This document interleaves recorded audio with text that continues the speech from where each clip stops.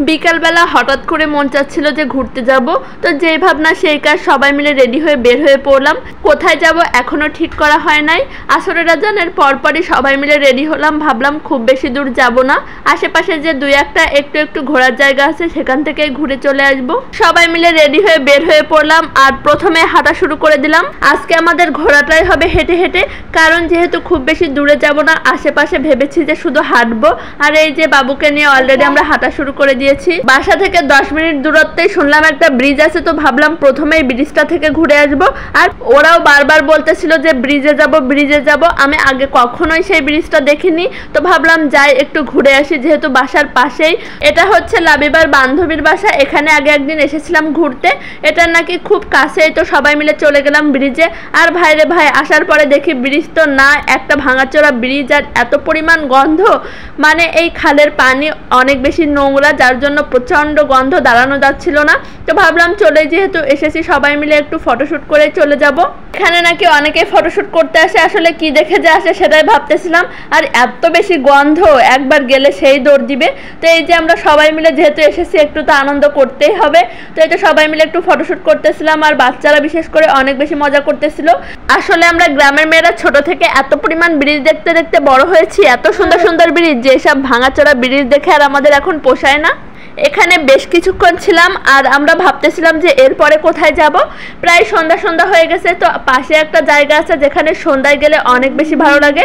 তো সবাই মিলে সিদ্ধান্ত নিলাম সেখানে যাব এবার। কিন্তু সেখানে যেতে হলে আমাদের অনেকটা পথ হাঁটতে হবে।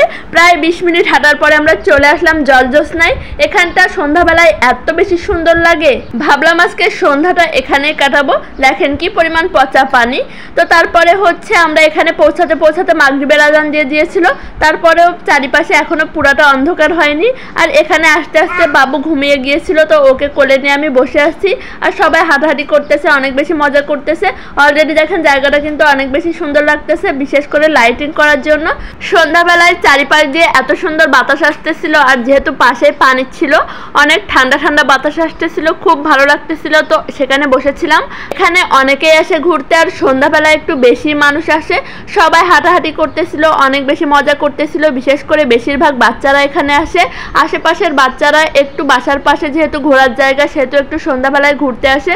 তো তারপরে আমরা অনেকটা সময় সেখানে ছিলাম। তো তারপরে ভাবলাম একটু নাস্তা করতে হবে, তো পাশে একটা দোকানে চলে আসলাম। এখানে খাওয়ার খুব বেশি একটা অপশন ছিল না, একটা দোকান ছিল, আর সেখানে ছিল প্যাটিস, সিঙ্গারা, সমোসা, মোটামুটি 3 থেকে 4টা জিনিস ছিল। আর এই তো চিপস, বিস্কিট এগুলা ছিল।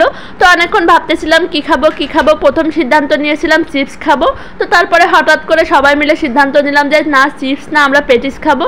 তো বাইরে বসে পড়লাম। এখানে ফ্যানের নিচে অনেক বেশি ভালো লাগতেছিল, আর বাইরে ঠান্ডা ঠান্ডা বাতাসও ছিল, আর মেন রোডের পাশে অনেক সুন্দর বসার জায়গা। তো সবাই মিলে বসে গল্প করতেছিলাম, ওইদিকে আমাদের প্যাটিস গরম করতেছিল।